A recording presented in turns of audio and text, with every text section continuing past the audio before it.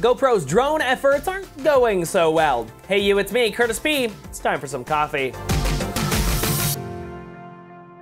Last week was a bad week for employees at GoPro, as the company has sent out an internal memo noting that 200 to 300 people working on the Karma drone platform would be laid off as the company was restructuring. This is the fourth set of major layoffs for the company since 2016, and this all comes after the Karma drone continues to not do well in the marketplace, as it was released in 2016, but it was quickly pulled from store shelves due to battery issues when it would actually fail and then the drone would fall out of the sky. So GoPro finally got Karma back on store shelves in February of 2017, but by that time, DJI had already released 3 new drones to compete in that market. The Phantom, Mavic, and Spark are all smaller and compete directly with the Karma. GoPro also hasn't released numbers for the Hero 6 Black numbers over the holiday season just yet, which is likely not to have done as well as the company would have liked, which could also lead to more internal restructuring for the company. Overall, it's going to be interesting to see what GoPro announces this year, and really how well the company can do going forward. This makes me wonder, if you were thinking about buying a new drone this year, what would you go with? The DJI Phantom, Mavic, Spark, GoPro Karma, or maybe a whole different type? Let me know in the comment section down below, or of course you can also let me know on my Facebook page, Twitter, or even on Discord. Into the quick news for today, new numbers for mobile app usages are in for last year, and it was a good year, as users spent $58.6 billion on apps, subscriptions, and premium apps on both the App Store and the Google Play Store. Overall, this is up 35% from 2016, with Apple's App Store purchases worth more. But some good news for Google Play, as it boasts more first-time buyers than Apple, and Google Play also boasts a 77% of all mobile game downloads compared to Apple's App Store for 2017. It's been announced that Jimmy Iovine, the co-founder of Beats and Interscope Records, will be ending his time working for Apple this summer. The 64-year-old became part of Apple when the company purchased Beats for $3 billion back in 2014,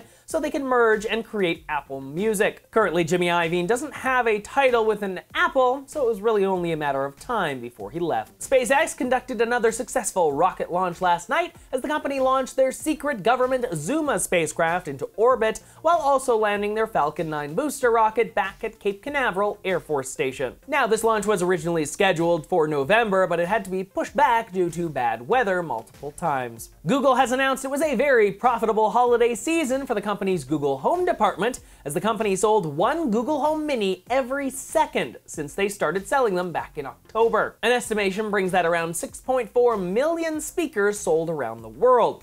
Now, it's hard to say if that beats Amazon's Echo devices, as Amazon doesn't release numbers for those products. Your Roomba may soon help you hunt down Wi-Fi dead zones in your home, as the company has announced a brand new mapping feature for the robot vacuum. The new Wi-Fi mapping system will allow your Roomba to map out the Wi-Fi in your home and present you with a map inside of the Roomba app on your smartphone. This will allow you to easily see where your home's Wi-Fi coverage isn't the best. The feature is currently rolling out to a small group, but it's expected to be available in the near future to all users of the 900 series Roomba. Bad news for some users of the brand new RAZER phone, as the company has confirmed a number of issues with the new device. The first issue has to do with the fingerprint scanner, as it appears it tends to stop working from time to time.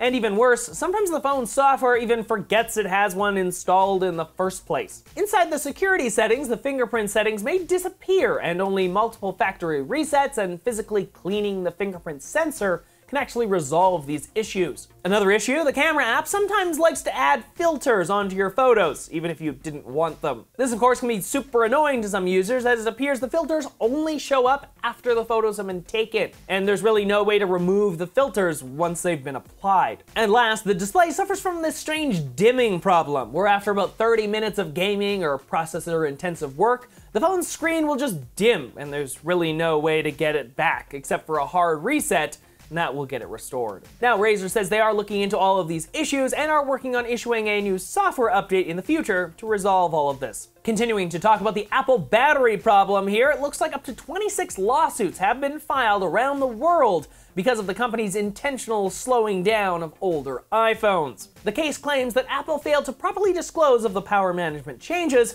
and many of the lawsuits are demanding Apple compensate users for the issues. They're asking Apple to issue free battery replacements and even in some cases free phones for users affected by the issue. Now don't get too excited here, I don't think Apple's going to be giving away iPhones anytime soon. With many of these cases, they'll probably just be settled out of court for a payment type situation. But hey, if you are having issues with an older iPhone battery, remember you can get Apple to install a brand new battery for about $30 at your local Apple store, and that reduced price is good for all of 2018, so take advantage of it while you can. And last for today, looks like Netflix is ready to step up and support net neutrality, as the company took to Twitter to state, "In 2018, the internet is united in defense of net neutrality. As for the FCC, we'll see you in court." Now, of course, this is all a follow-up to the FCC's reclassification of the internet last year, and I think we can all expect to see more people fight against this in the new year here, with more organizations planning lawsuits against the FCC, and even some members of Congress working to actually put Title II legislation